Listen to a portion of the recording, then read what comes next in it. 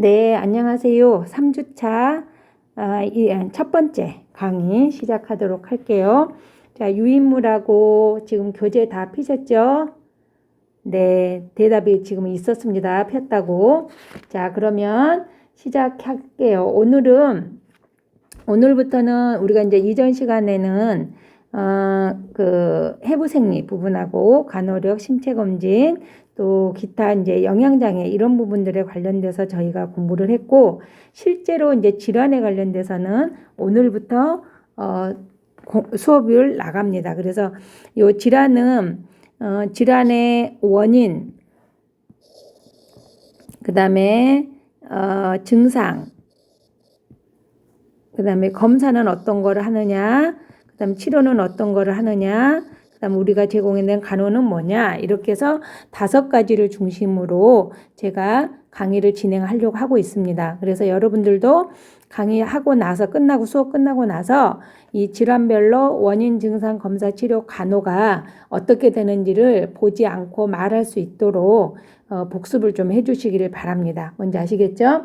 자, 교재는 챕터 11, 291페이지입니다. 위장관계 장애 대상자 관리가 있고 그 밑에 구강과 식도 질환이 있어요. 그렇죠? 그래서 구강에서는 구강암, 오랄 캔서를 할 거고요.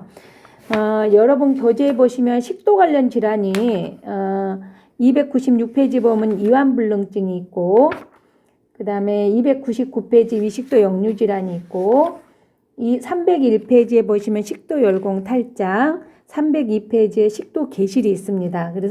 그리고 식도암이 있는데 식도암은 구강암이랑 좀 비슷해요. 다르긴 조금 이제 부위가 다를 뿐. 그래서 식도암은 제가 빼고 구강암하고 이 식도 역류 질환을 중심으로 진도를 나갈 건데, 이완불능증이나 식도열광 탈장, 식도개실은 추가적으로 그냥 간단하게 정의만 하고 나머지는 치료 과정이 위식도 역류 질환이랑 비슷해서 그렇게 해서 수업을 진행하도록 하겠습니다. 이해가 되셨죠?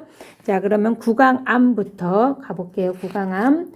자, 구강암은 먼저 원인부터 볼게요. 오랄 캔서라고 하고, 원인은 이제 흡연이죠. 흡연으로 인해서 계속적으로 입 안에 자극이 된 거죠. 화학적 자극을 받아서, 아니면 이제 음주도 화학적인 것이 입 안을 자극을 시켜서. 그 다음에 이제 또 하나는 고르지 못한 치아, 불량한 치아. 이게 치아가 반듯하지 않아서 자꾸 입 주위를 자극을 해서 상처를 나게 한다거나 이런 거죠. 그래서 이제 요즘 뭐 교정 수술도 하기는 하지만 교정을 많이 하잖아요. 그래서 이제 그런 경우는 차라리 교정을 해주는 게 좋습니다. 그래서 이렇게 고르지 못하거나 불량한 치아인 경우에 만성적으로 자극이 되면서 입 안에 상처가 생기는 거죠.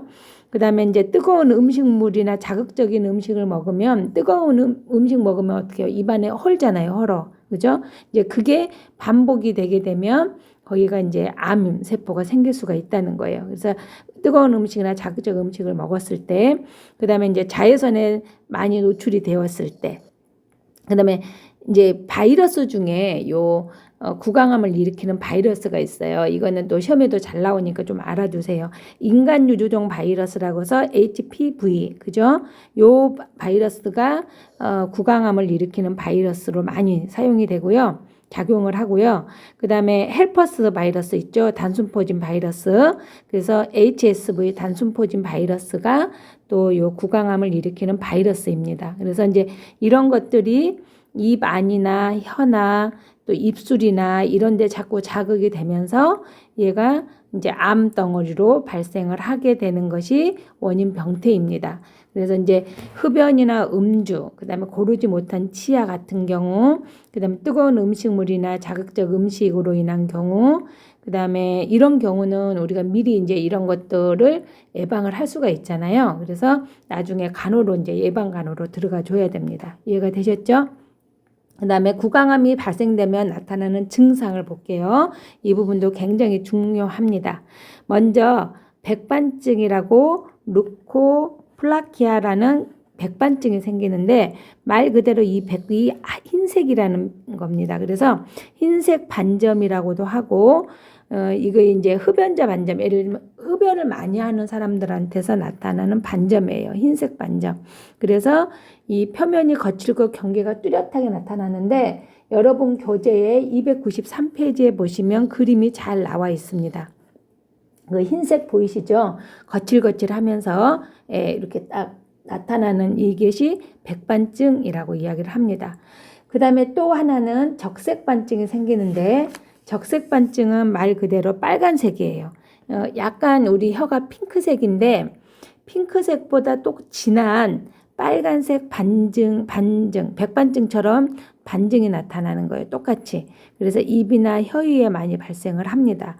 그래서 이제 백반증이나 적색반증이나 이런 것들이 나타나는지를 잘 보고 거기에 맞춰서 제일 먼저 나타날 수 있는 증상들이니까 빨리 가서 조기검진을 할 수 있도록 해야 됩니다. 그 다음에 궤양이나 상처가 났는데 예를 들면 뜨거운 음식을 먹어가지고 입안이 헐었어요. 그러면 이게 금방 회복이 돼야 되잖아요. 근데 안 되고 상처가 계속 되거나 또 구강에 우둘투둘한 걸친 부분이 생겨가지고 우둘투둘 한다거나 이러는 증상이 이제 초기에 나타나고 얘가 이제 만성적으로 지속이 되면 이제 인후통이나 목소리 변화 같은 것이 오고 통증, 연화곤란, 그다음에 씹는 것이 안 돼요. 턱에 이제 입안에 문제가 생기니까 이제 삼키는 거, 씹는 거 이런 것들이 안 돼가지고 이런 이제 턱 움직임 장애 같은 것이 생깁니다. 이거는 이제 후반부에 많이 발생을 합니다. 그래서 처음에 백반증이나 적색반증, 그다음에 상처, 아물지 않는 상처, 그다음에 우둘투둘한 부분 이런 것들이 있는지 없는지를 보시고 이제 후부에는 인후통, 목소리 변화, 통증도 있고 연화곤란도 생기고 그다음에 턱 움직임도 생기고 얘가 이제 입안에 생기니까 얼굴 모양도 좀 이상해집니다. 그래서 이제 그런 증상들이 나타난다는 거. 자, 그러면 검사를 뭐 해야 되느냐 볼게요. 자, 검사는 자, 암이죠, 암. 그죠? 캔서는 대부분 가장 많이 하는 것이 뭐예요? 그죠? 생검을 많이 합니다. 생검. 그래서 피부 조직을 떼가지고 그 조직이 정상세포냐 정상세포가 아니냐 이게 검사하는 게 이제 생검이죠. 그래서 생검을 제일 많이 하고요. 구강암 초기에 많이 하는 게 또 도말검사. 도말검사는 이렇게 세포 떼가지고 이렇게 펴가지고 보는 검사예요. 그래서 생검이랑 비슷한데 요건 이제 죽은 세포와 같은 것들을 이렇게 해서 도말해서 보는 검사입니다.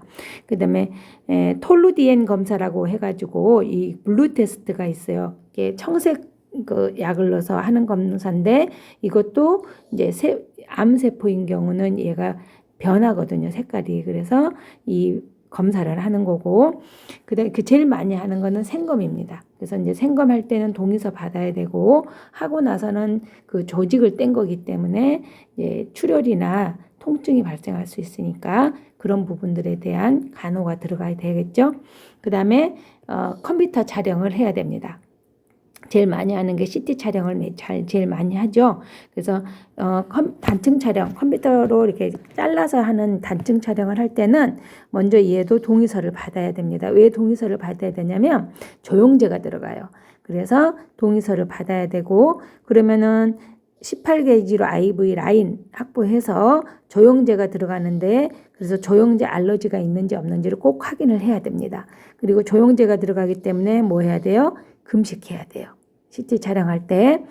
그리고 이제 조영제 알러지가 생길 수가 있기 때문에 항히스타민제를 투여를 해서 조영제 알러지가 나타나지 않도록 해서 이제 이런 것들이 CT 촬영 전에 하고요. 하고 나서는 이제 조영제 투여를 했기 때문에 얘가 빨리 소변으로 나오도록 수분 섭취를 증가시켜서 나오도록 해줘야 됩니다. 되셨죠? 그래서 이제 제일 많이 하는 게 생검이나 CT 촬영을 많이 한다는 거 좀 알아두시고 전후 간호도 여러분들이 좀 잘 공부를 해주시기 바랍니다. 되셨죠? 네, 그러면 치료 방법은 어떻게 하느냐? 대부분 이제 수술이나 비수술요법으로 하는데 수술요법으로는 이제 혀를 잘라내고 이게 암 덩어리가 있는 부분을 잘라내는 거예요. 그래서 혀를 잘라내거나 하악 부분을 잘라내거나 그다음에 전체 혀를 잘라내거나 또 목 부분까지 다 잘라내는 이런 수술을 하게 됩니다. 그렇게 되면은 이제 모양도 이상해지고 혀 자르면은 씹는 거 잘 안 돼요. 그래서 음식 삼키는 거, 음식 씹는 거 이런 것들도 잘 안 되고 여러 가지 또 의사소통, 발음이 이제 입을 열어서 발음이 나오는 거잖아요. 그래서 의사소통 이런 부분들이 안 됩니다. 그래서 이제 그런 부분에 대한 간호가 들어가 줘야 되겠죠. 그다음에 비술 수술요법으로는 항암화학요법하고 방사선요법을 하게 됩니다. 근데 항암화학요법하고 방사선요법은 여러분들이 2학년 때 총론 부분에서 다 배우셨던 거예요. 암 환자 간호. 그죠? 예, 그래서 요거는 제가 따로 설명을 드리지 않겠습니다. 그래서 항암화학요법하고 방사선요법을 하는 그거에 대한 간호는 여러분들이 2학년 때 배웠던 그 자료를 좀 참조해서 어떤 간호가 들어가는지를 확인을 하시길 바랍니다. 아셨죠? 네. 그래서 이제 제일 중요한 거는 우리는 뭐예요? 그죠? 간호죠, 간호. 이제 오랄 캔서, 그죠? 구강암이 걸린 환자에 있을 경우 간호를 어떤 거를 해야 되느냐라는 겁니다. 우선 제일 중요한 거는 오랄 캔서가 있는 환자들일 경우에는 안 걸리게 예방을 해야 되겠죠. 그죠? 그래서 아까 말했던 흡연 안 되겠죠? 금연해야 되겠죠. 금주해야 되겠죠? 그 다음에 구강위생을 철저히 잘 해야 되고 치아 관리를 잘 해야 됩니다. 왜냐하면 아까 그 불규칙한 치아나 고르지 못한 치아, 뭐죠? 그 다음에 치아, 불량한 치아, 이런 경우인 경우에 많이 발생한다고 했기 때문에 그런 부분들 이제 치과 방문해서 그런 부분들을 좀 교정을 한다거나 관리를 한다거나 이런 것들이 미리 가면 구강암을 예방할 수 있겠죠. 그 다음에 암을 조기 발견을 해야 되는데 아까 말했던 인후통이나 목소리 변화가 생기거나 덩어리가 만져지거나 아까 했던 그 백반증이나 적색반증 이런 것들이 나타난다. 그러면은 빨리 가서 다른 데 전이가 안 된 상태에서 수술이 될 수 있도록 빨리 가서 조기 검진하는 것이 이제 두 번째 간호로 들어가 줘야 됩니다. 그 다음에 이제 이런 그 입 안에 암 덩어리가 생기게 되면 아까 말했던 삼키는 거나 씹는 거나 이런 것들이 안 됩니다. 그러면 제일 먼저 문제로 발생될 수 있는 게 영양 문제가 생기겠죠. 그래서 영양 불균형에 대한 간호가 들어가 줘야 됩니다. 그래서 비위관을 투입을 한다거나 우리가 위르스를 배웠죠. 그 다음에 TPN 하는 거 다 배웠죠. 앞에서 우리가 영양장애 생겼을 때 하는 거. 그래서 이런 걸 실시를 해서 만약에 먹을 수 있다. 그러면은 소량씩 자주, 그죠? 그리고 잘게 부서진 걸로 해서 밥을 먹게 해줘야 됩니다. 그리고 식이 30분 전에는 이게 씹으면 아프니까 진통제를 먼저 투여해서 씹어서 조금씩 먹도록 해줘야 되고 먹을 수 있다 그러면 그 다음에 이제 구강 간호를 해줘야 되는데 음식물이 제대로 삼켜지지 않기 때문에 음식물이 구강에 남아있을 수가 있어요. 그래서 입 안에 보고 거기 안에를 다 닦아내줘야 되고 혹시 이제 냄새가 나 이런 것들이 날 수가 있기 때문에 그죠? 그래서 이제 뭐 껌이나 사탕, 그 다음에 레몬맛 이런 것들로 해서 입을 좀 개운하게 해주고 그 다음에 수분 섭취를 장려를 해주고 그 다음에 입술 보호제를 발라줘서 구강 간호가 실시가 될 수 있도록 해줘야 됩니다. 그리고 이제 제일 중요한 거는 통증이 있죠. 그래서 진통제 투여해 줘야 되고 우선은 아까 혈절제술이나 하악절제술 그다음에 목 근치까지 다 절제하는 그런 수술을 한다고 그랬잖아요. 그래서 수술 전후 간호가 들어가야 되는데 수술 전에는 구강위생이나 음주 이런 거 하지 않도록 사정해서 해야 되고 제일 중요한 거는 수술 후 간호입니다. 수술 후 간호에서는 영양의 문제도 생길 수 있고 수술 후에 출혈이나 그다음 감염 이런 부분들이 생길 수가 있고 그다음에 기도 유지가 또 문제가 생길 수가 있습니다. 그래서 우선은 의사소통을 할 수가 없어요. 입을 수술을 했기 때문에 그래서 이제 그림이나 글자판을 이용해서 의사소통을 할 수 있도록 해줘야 되고 그다음에 식사 영양의 문제가 발생할 수 있죠. 먹지를 못하니까 그래서 아까 말했던 비위관이나 위루술이나 이런 부분들을 이용을 해서 식사를 할 수 있도록 도와줘야 됩니다. 그 다음에 또 하나 제일 중요한 건 기도 유지죠. 예, 수술은 이제 요 이불 수술했기 때문에 혹시 이제 거기가 붓거나 이래가지고 기도 폐쇄가 일어날 수가 있어요. 그래서 기도 유지를 잘 시킬 수 있도록 해줘야 되고, 예, 목 뒤로 출혈이 생기는 거 꼴꼴꼴꼴 뭔가 삭히거나 그다음에 바이탈에 문제가 있거나, 예, 출혈이 생기면은 어때 돼요? 출혈이 생기면, 예, 맥박은 증가하고 BP는 뭐예요? 떨어지죠? 예, 그래서 바이탈 체크해서 이 출혈 증상들이 있는지 없는지, 감염이 또 있는지 없는지 이런 부분들을, 예, 우리가 수술 후 간호로 들어가 줘야 됩니다. 그리고 신체상 증진을 해줘야 되는데 입술이 잘리거나 턱이 잘리거나 막 이런 상황이라서 얼굴 모양이 이상하게 변합니다. 그래서 이제 거울 보는 거 힘들어하고 사람 만나는 거 어려워하고 이런 문제가 생기기 때문에 이제 그런 감정을 표현할 수 있도록 해줘야 되고, 그다음에 같은 질병의 사람들끼리 모여서 이제 그런 것들을 좀 나눌 수 있게끔 자조 모임에 참석할 수 있도록 해줘야 됩니다. 여러분 교재에 보시면은 페이지 295페이지 보시면 그 간호중재가 있습니다. 그래서 간호진단이 구강 통증, 섭취 및 연화곤란과 관련된 영양 불균형이라는 부분이 있어요. 그래서 거기에 영양 증진, 구강 건조를 완화시켜 주기 위해서 어떻게 해야 되는지가 나와 있고, 두 번째 간호진단으로는 이제 기도 확보하는 거, 감염, 출혈 이런 부분들이 문제를 중재하라고 되어 있습니다. 그래서 출혈이 생길 수 있도록 있지 않도록 이거 잘 확인해야 되고, 두 번째 기도 유지가 있죠. 295페이지 제가 아까 중요하다고 했죠. 예, 수술하고 기도 폐쇄가 될 수 있기 때문에 이런 부분들, 그래서 반자이 해주고 혹시 필요하면 기관절개술 해야 되고, 이제 이런 부분들을 꼭 해야 하고 바이탈 이런 거 측정을 잘 해야 됩니다. 예, 그 다음에 다음 페이지 296페이지 보시면 아까 말했죠. 기관절개술과 관련된 의사소통 장애. 근데 이건 기관절개술하고 관련된 거지만 어쨌거나 입 안에 수술을 한 상태이기 때문에 의사소통이 좀 어려워요. 그래서 대상자가 읽고 쓸 수 있도록 사정을 하는 그런 것들 사정해야 되고, 아까 제가 그랬죠. 펜이나 글씨나 그림으로 이용해서 의사소통할 수 있도록, 그래서 메모장 이런 것들을 주고 할 수 있도록 해주라고 아까 이야기 다 했었죠. 그래서 여기 이제 교재도 한번 보면서 여러분들이 공부를 해 주시길 바랍니다. 이해가 되셨죠? 그래서 구강암의 원인 아까 뭐라고 제가 다 말씀드렸죠.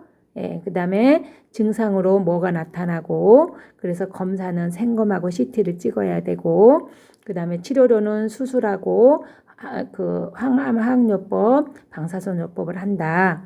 그리고 이제 간호로는 암에 걸리지 않도록 예방하고 조기 발견해야 되고, 그다음에 제일 먼저 식사를 못하기 때문에 영양 불균형의 문제가 생겨서 거기에 대한 간호가 들어가 줘야 되고, 또 수술 후에 환자한테 발생할 수 있는 의사소통 장애나 그다음에 기도 유지나 출혈이나 감염이나, 그죠? 이런 부분들에 대한 간호가 들어가 줘야 된다. 그리고 심리적인 문제가 발생할 수 있으니까 그런 부분들에 대한 간호가 들어가 줘야 된다라는 부분을 공부를 했습니다. 되셨죠? 자, 여기까지 해서 구강암을 저희가 공부를 했고요. 그 다음에는 이제 제일 많이 국가고시에도 제일 많이 출제가 되고 제일 많이 나오는 부분이 무슨 부분이냐면 요 이식도 역류질환입니다. 이 식도 역류질환 여러분 교재에서는 299페이지에 있습니다. 위식도 역류질환 다 피셨죠? 자, 위식도 역류질환은 가스트로가 위죠, 위. 그다음에 에소파지얼, 요게 식도. 그다음에 리플럭스가 역류예요. 거꾸로 올라오는 거. 그다음에 디지즈는 병. 그래서 우리가 GERD라고 줄여서 이야기를 합니다. 굉장히 많이 쓰입니다.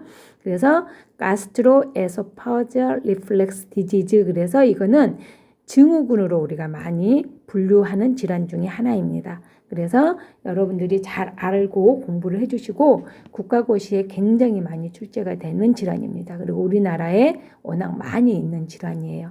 그래서 잘 알아두시길 바랍니다. 자, 위식도 역류 질환은 원인부터 보면 얘는 뭐가 문제냐면은요, 하부식도 관략근이 문제예요. 우리가 앞에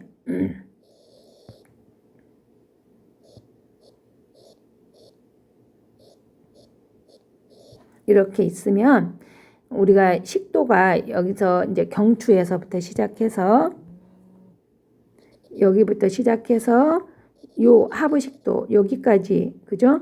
여기 위가 여기 있잖아요. 그래서 여기가 이제 흉추 11번이고 여기가 경추 6번이라고 그랬잖아요. 그렇죠? 예. 그래서 여기가 식도 관략근이 요 상부식도 관략근, 하부식도 관략근이 두 개가 있다고 말씀드렸었죠. 그래서 하부식도 관략근이 하는 역할이 뭐라 그랬어요? 그쵸. 위에 있는 것이 역류되는 거를 방지시켜 준다 그랬어요. 근데 위는 뭐라 그랬어요? 강산이라고 그랬죠. 강산. 그죠? 산이 식도로 올라오면 돼요? 안 돼요?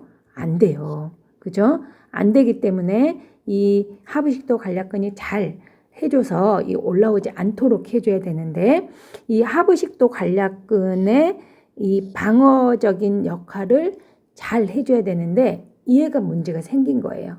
그래서 이 위식도 역류 질환이 생기는 겁니다. 그러면은 원인을 보면은 첫 번째는 식도 열공 탈장이 문제가 되고, 질환으로서는 불완전한 하부식도 관략근, 아까 말했던 그 이완 불능증 있죠. 이완 불능증 있었잖아요. 우리 여러분 페이지에 보면 296페이지 이완 불능증 같은 요 불완전한 하부식도 관략근, 그다음에 식도의 운동의 장애, 그다음에 식도의 개방성의 문제, 이런 문제가 생기는 경우에는 이게 생기는데, 그 옆에 보면 식도 열공 탈장이 있어요. 식도 열공 탈장이라는 것은 뭐냐면 여기 그림 보시면 여기 위가 있잖아요. 여기가 위죠. 예. 위가 얘가 문제가 생긴 거예요. 그래서 여기가 행경막이거든요. 여기가 행경막을 뚫고 이렇게 나오는 거예요. 위가. 그래서 요 그림은 요 식도로 위가 나온 거고, 여기는 식도 옆으로 이렇게 나온 거예요. 예, 보이시죠 다? 네. 그래서 이렇게 해서 요 탈장이 생기는 거죠. 그죠? 그렇게 하면 식도가 제 기능을 하겠어요? 못 하겠어요? 못 하겠죠. 하부식도 관략근이. 그리고 또 식도의 운동에 장애거나 식도 이완의 불능증으로, 그래서 운동 장애가 생기면 식도의 음식물이 제대로 위쪽으로 전달이 안 되겠죠. 그러면서 이제 위 배출 속도가 혹시 또 느려진다거나 이렇게 되면 이제 식도가 부담을 가질 거 아니에요. 그러면서 이제 하부식도 관략근에 문제가 생기는 거예요. 이해가 되시죠? 그러니까 요거는 이제 식도의 질환으로 생기는 원인들이고요. 그 이외에도 이제 이해가 문제죠. 생활 습관으로 생기는 위식도 역류 질환이 있는데, 먼저 스트레스를 많이 받게 되면 소화가 잘 안 돼요. 그러면서 위식도 역류 질환이 생기고, 카페인이나 초콜릿, 그다음에 약물 중에서는 항콜린 제제, 그죠? 이런 것들이 이제 위식도 하부식도 관략근의 작용을 더디게 만듭니다. 이런 것들이. 그리고 장기간 구토를 한다거나, 그다음에 유장관을 장기간 삽입하고 있었다거나, 그다음에 위 수술을 했다거나, 이런 부분들에서도 문제가 생길 수가 있고요. 그다음에 여기는 발해식도가 있습니다. 발해식도가 뭐냐면은 뒤에 가서 저희가 배울 건데, 식도암 되기 전 단계가 발해식도예요. 그래서 빨갛게 변하면서 이제 모양이 생기거나 염증이 생기거나 하는 그런 식도거든요. 그래서 이제 이 발해식도가 있을 때도 우리가 이 하부식도 관략근에 문제가 생길 수가 있겠죠. 그 다음에 또 하나는 이제 요거입니다. 예를 들면 식사를 하고 나서 누워 있어요. 그러면은 복압이 증가하겠죠. 그래서 누워 있는 자세를 많이 한다거나, 그 다음에 비만이거나 또 임신을 했거나 흡연을 했거나 이런 것들은 다 복압을 증가를 시킵니다. 그래서 그렇게 되면은 식도에 영향을 줘요. 그래서 그렇게 되면 하부식도 관략근 압력이 저하가 되면서 위 내용물이 역류가 되는데, 이걸 우리가 위식도 역류 질환이라고 이야기를 합니다. 이해가 되셨죠? 그래서 이제 만약에 이제 간호로 이제 스트레스를 안 받도록 해야 되고, 카페인 초콜릿 안 먹도록 해야 되고, 그죠? 술, 담배, 그죠? 다 영향 주죠? 그래서 이런 거 안 내야 되고, 그 다음에 밥 먹고 나서 요 앙하이 자세 취하지 않도록 해줘야 되고, 그다음에 비만인 경우는 비만을 조절해줘야 되고, 그래서 이제 이런 것들이 간호로 다 들어갈 수 있겠죠. 이해가 되시죠? 그래서 질환으로서 식도열공 탈장이나 이완 불능증이나 이런 것들이 하부식도 관략근의 압력을 떨어뜨려서 방어력을 방해를 하고, 그 다음에 스트레스나 이런 자세, 보감 증가시키는 자세 이런 것들이 또 하부식도 관략근의 기능을 떨어뜨립니다. 그래서 이제 위식도 역류 질환이 생기는 겁니다. 자, 증상 가보겠습니다. 엄청 증상 중요합니다. 자, 증상은 아까 말씀드린 것처럼 여기서부터 여기가 그죠? 흉추 11번이죠. 네, 흉추 11번이에요. 그래서 하부식도 관략근에 문제가 생기면 여기가 이렇게 올라와서 여기가 따끔따끔 하면서 아프겠죠. 그렇죠? 네, 거기가 뭐냐면 요 옆에가 뭐가 있어요. 여기가. 그죠? 심장이 있죠. 그래서 얘 흉골 밑에 부분에서 뭐가 돼요? 가스마리가 합번이라고 합니다. 고춧가루 뿌린 것처럼 뜨겁다는 뜻이에요. 그래서 합번, 가스마리가 발생하는데 요거는 흉부 하부에서부터 목 부위로 타는 듯하고 조이는 듯한 이런 통증을 느낍니다. 일주일에 한 번 이상 또 밤에 통증으로 잠을 깬다거나 그러면은 이제 위식도 역류 질환으로 우리가 진단을 내리게 됩니다. 근데 이거는 우유나 알칼리성을 먹개고로 또 물로 먹게 되면은 완화가 될 수가 있습니다. 그래서 이제 가스마리가 이렇게 생기는데 이 흉통이 아까 지난 시간에 번스테인 검사를 제가 드리면서 여기가 심장이 바로 있어요. 그래서 심장 문제로 생기는 체스트 페인이 있었잖아요. 그렇죠? 예, 요 체스트 페인하고 요 가스마리하고를 구별을 잘 해야 되는데 환자들이 잘 구별을 못 해요. 예, 그래서 이제 이것이 가스마리로 인한 위식도 역류 질환으로 인한 통증인지 심장질환으로 인한 체스트 페인인지를 구별을 잘 우리가 해야 됩니다. 검사로 해서. 그다음에 소화 안 되겠죠. 그다음에 타액이 엄청 많이 음식이 이제 많이 입에 고여 있고 이러니까 타액이 많이 분비가 되고요. 삼키는 거 안 되고 그다음에 목 부위에 이제 문제가 생기니까 호흡기계도 문제가 생깁니다. 그래서 천명음이나 만성 기침, 호흡곤란 등의 호흡기계 증상이 나타나고 추후에는 목소리, 왜냐하면 성대가 있으니까 그렇죠? 쉰목소리나 인후통, 이물감 등을 느끼게 됩니다. 이해가 되시죠? 그다음에 식후 팽만감, 오심구토, 위장 증상 이런 것들도 나타나고 이제 식도 염증이 계속이 되면서 이제 요 발해식도가 등장하게 됩니다. 식도가 변성이 되는 그 전 단계를 우리가 발해식도라고 하고 이것이 나중에 뭘로 갈 수 있어요? 식도암으로 갈 수가 있습니다. 이해가 되셨죠? 그래서 제일 중요한 거는 가스마리, 그 다음에 호흡기계 증상, 그 다음에 쉰목소리의 이런 인후통 이런 것들이 같이 동반이 된다는 거, 그 다음에 발해식도로 나중에 진전이 돼서 식도암으로 갈 수 있다는 거를 잘 해주시길 바랍니다. 자, 증상 다 됐죠?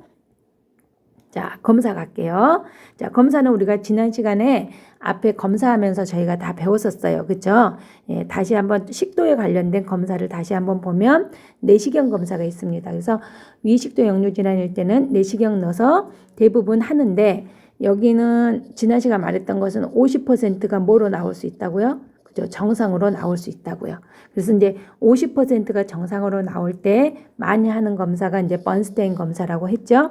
그래서 이거는 흉통인데 얘가 가스말인지 체스트 페인인지를 구별하기 위해서 하는 검사입니다. 그래서 0.1% 염산 넣어가지고 염산을 딱 넣는데 아유 아파요 이렇게 이야기하면 뭐예요? 이거는 그죠? 가스말인 거예요. 가스말이. 그리고 그는 위식도 역류 질환인 겁니다. 근데 염산을 넣었는데 안 아파.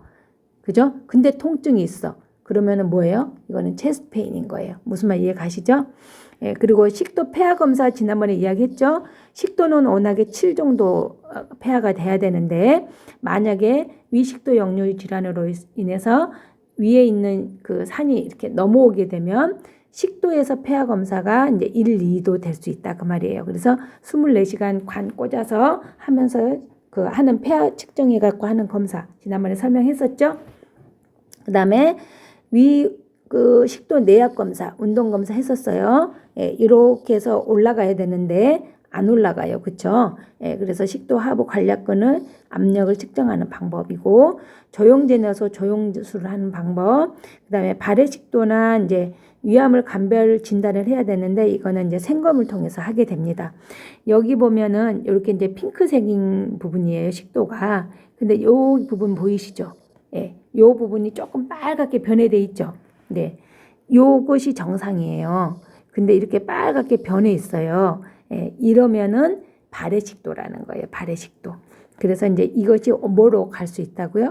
그죠? 식도암으로 갈 수 있다고요. 그러니까 미리 빨리 해서 치료를 해야 되겠죠. 예, 이해가 되시죠? 검사는 지난번에 다 설명했기 때문에 여러분들이 다시 한번 보고 검사 부분 봐주시기 바랍니다. 아셨죠?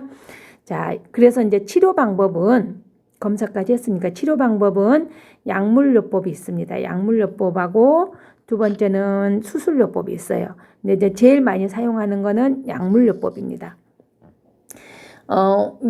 식도하고 위하고 관련된 약물은 여기서 제가 다룰 겁니다. 아셨죠? 그래서 약물은 정확하게 설명을 들으시고 여러분들이 공부를 해 주시기 바랍니다. 뭔지 아시겠죠? 자, 약물요법으로는 어떤 방법이 있냐면 제산제를 투여를 합니다. 제산제. 그죠? 제산제는 말 그대로 산을 없애는 방법이에요. 그래서 산을 뭐 하는 거예요? 중화시켜주는 약이 제산제입니다. 뭔지 아시겠죠? 그래서 빠르게 가슴앓이 증상을 완화시키거나 지속 시간이 짧아요.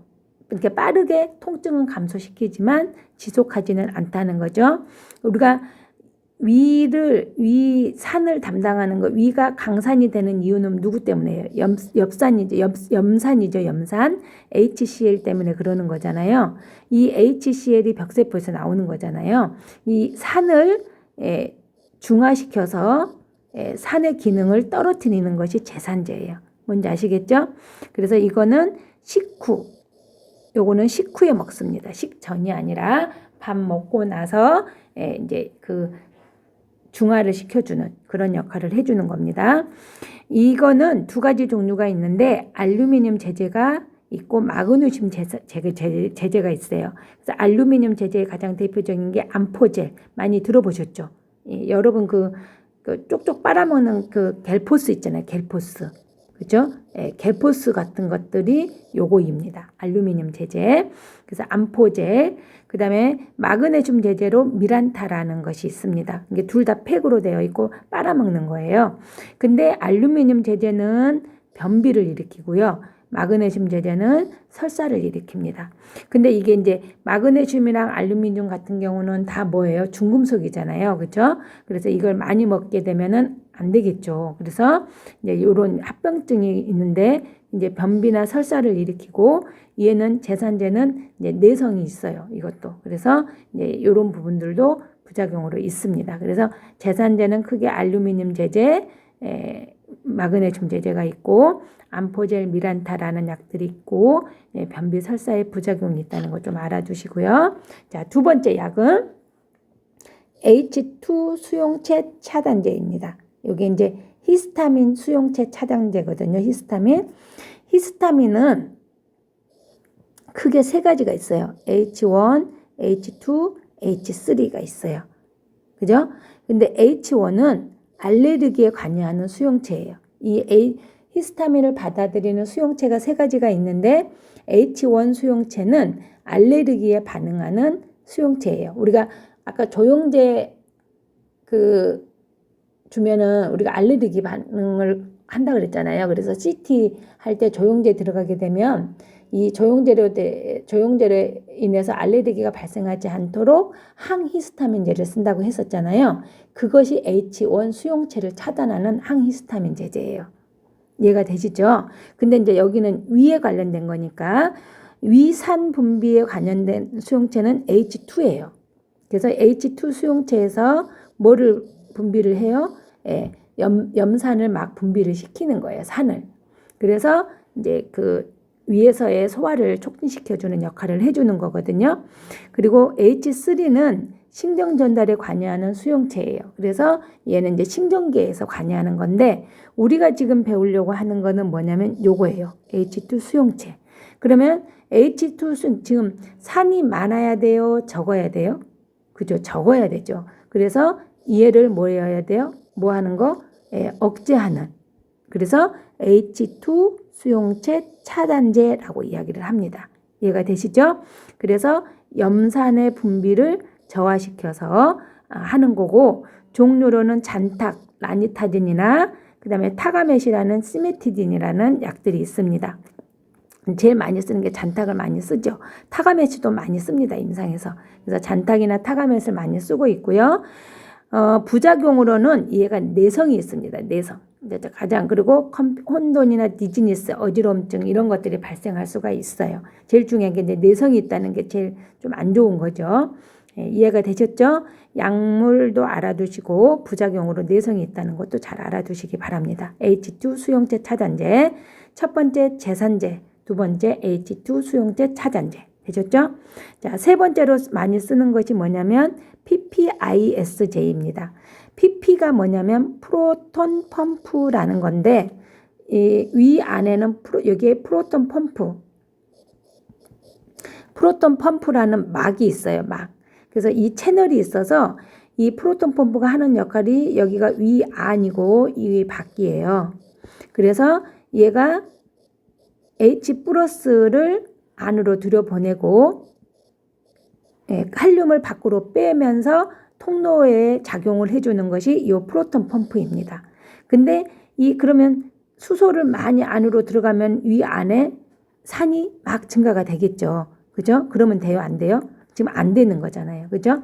그래서 프로톤 펌프를 뭐 해주는 거예요? 억제를 해줘야 되는 약을 쓰는 겁니다. 그래서 프로톤 펌프라는 것은 이 수소 이온을 위 내로 분비시켜 주는 거기 때문에 이거를 막는 거예요. 그래서 PPI 이니비터 약을 쓰는 겁니다. PP 이니비터.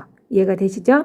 그래서 염산 분비를 감소시키는 역할을 하는데 이거는 좋은 점이 효과도 빠르고 이거는 중요한 게 내성이 없었어요. 아까는 H2 수용체 차단제는 뭐였어요? 내성이 있었잖아요. 근데 이거는 내성이 없어요. 이해가 되시죠? 그래서 대표적인 약으로 오메프라졸, OMP를 많이 쓰고요. 대신에 부작용으로 두통이 발생할 수가 있습니다. 그러면 제산제, H2 수용체 차단제, 그 다음에 PPIS제 이렇게 세 가지를 배웠습니다. 이거는 다 산을 뭐 하는 거예요? 떨어뜨려주는 약들입니다. 이해가 되시죠? 그 다음에 이제 하부식도 관략근의 수축력을 증가시켜주는 것이 부교감 신경 자극제인데 우리가 소화를 촉진시키거나 운동력을 촉진시켜주는 것은 교감이에요? 부교감이에요? 그쵸. 부교감이에요. 부교감. 교감 선생님 만나면 소화 안 되잖아요. 그죠? 이게 부교감인 경우에가 소화가 운동 촉진을 시켜요. 그래서 하부식도 관략근을 촉진시켜주기 위해서 이 부교감 자극제를 투여하기도 합니다. 근데 얘는 신경에 작용을 하기 때문에 많이 쓰지는 않아요. 이해가 되셨죠? 그러면 약물요법 되셨죠? 그래서 세 개의 제산제, H2 수용체 차단제, PPIS제 꼭 알아두시기 바랍니다. 수술요법으로는 식도 열공 탈장이 있으면 탈장해서 막아야 되고 폐색이 있으면 열어줘야 되고 그죠? 이런 경우에 이제 수술을 하고 대부분은 약물로 치료를 합니다. 이해가 되셨죠? 자, 간호 갈게요. 우선 하부식도 관략근의 압력을 떨어뜨리는 그런 것들을 안 해야 되겠죠. 그래서 아까 카페인, 초콜릿, 페퍼민트나 항콜린제 약물은 피해야 됩니다. 하부식도 관략근을 압력을 떨어뜨리니까. 그 다음에 기름진 음식도 요 CCK를 유리를 시켜서 하부식도 압력을 떨어뜨립니다. 그래서 기름진 음식도 피해야 되고 금연 아까 안 된다 흡연 안 된다 그랬죠. 그래서 금연해야 되고 유제품 있죠. 유제품. 그래서 저녁에 우유 마시는 거 이거는 위산 분비를 증가시켜요. 그렇게 되면 하부식도 관략근이 떨어지니까 기능이.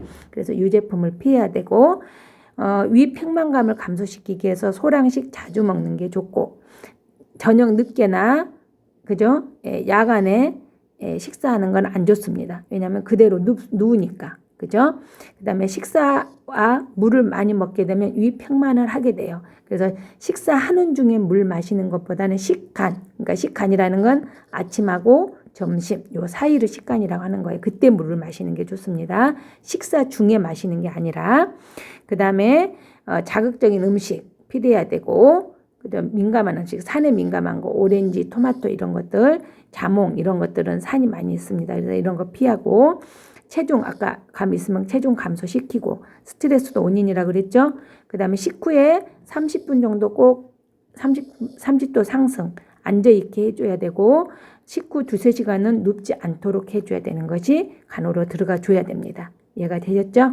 네, 간호는 어렵지 않잖아요. 아까 원인들이 생기는 것들을 다 우리가 안 하면 되니까. 기름진 음식 안 먹고, 자극적인 음식 안 먹고, 술, 담배 안 하고, 카페인 들어가는 거 안 먹고, 산 들어가는 거 안 먹고, 그죠? 스트레스 받지 말고, 밥 먹고 앉아있지, 눕지 말고, 저녁 늦게 밥 먹지 말고, 우유 먹지 말고, 저녁에. 그죠? 이런 부분들이 간호로 들어가 줘야 됩니다. 자, 그 다음에, 그 식도 개실이 있었어요. 그죠? 식도 개실이라는 것은 뭐냐면, 이건 정의만 여러분이 좀 알아두시면 되는데, 요즘처럼 식도가 이렇게 반듯해야 되는데, 여기에 이렇게 해서 주머니가 생기는 거예요. 요 식도가. 그래서 요 안으로 음식물이 들어가서 고여가지고 염증이 생기는 게 식도 개실염입니다. 그래서 이제 과다한 압력을 받음으로 인해서 생기고요. 이거 이제 연화곤란이나 트림, 구취, 냄새 이런 이게 염증이 생기니까 이런 부분이 생길 수가 있습니다. 식도 개실. 그 다음에 식도 이완 불능증이라는 것은 뭐냐면 식도의 하부 3분의 2의 연동 운동이 소실이 돼가지고 이완이 잘 안 되는 거예요. 그래서 음식물이 위로 잘 넘어가지 못하는 것을 식도 이완 불능증이라고 합니다. 그래서 연화곤란, 가슴앓이, 기도흡인, 왜냐하면 음식이 잘 못 내려가니까. 그래서 이제 이런 경우는 뇌압 측정이나 식도경 검사, 발음 검사 이런 것들을 하게 됩니다. 개실하고 식도 이완 불능증은 정의만 이것들이 어떤 그 질환인지 그런 것만 좀 알아두시면 될 것 같습니다. 이해가 되셨죠? 그래서 오늘 이 시간에는 여러분들이 지금 구강암하고 위식도 역류질환, 그래서 위식도 역류질환의 약물 3가지 배웠습니다. 그렇죠? 그다음에 식도 개실, 식도 이완 불능증, 식도 탈장, 그죠? 이런 것들을 배웠으니까 정의를 좀 알아두시고 원인 및 병태 생리, 그다음에 증상, 검사, 치료 방법, 간호 요것들을 말할 수 있도록 연습을 하는 것까지 여러분들이 하셔야 됩니다. 아셨죠? 그다음에 교재에 보시면 이 식도 역류 질환의 그 301페이지 보시면 식도 열공 탈장이 생겼을 때 수술하는 방법이 나와 있습니다. 그렇죠? 이렇게 해서 수술해서 하는 거고, 개실도 303페이지 보면 그림으로 잘 나와 있죠? 주머니 모양으로 개실 11-9 해서 잘 나와 있죠? 있어요, 없어요? 그죠? 있죠? 그래서 이제 이런 부분들을 여러분들이 잘 보고, 위식도 역류 질환에 보시면 간호까지 해서 잘 나와 있습니다. 그래서 여러분들이 그 301페이지 보면은 식사 뜨겁고 맵고 알코올, 커피, 초콜릿 이런 거 신주스 이런 거 먹으면 안 되고, 그 다음에 밤에 역류하는 되지 않도록 잠자기 전에 먹지 않아야 되고, 그 다음에 과체중 감소시켜야 되고, 이런 부분들이 있습니다. 여기 아까 제가 설명했던 간호 부분이 있기 때문에 이 부분들을 잘 여러분들이 보고 공부를 교재랑 같이 해주시길 바랍니다. 아셨죠? 네, 그러면 3주차 1교시 강의는 여기까지 마치도록 하겠습니다. 수고하셨습니다.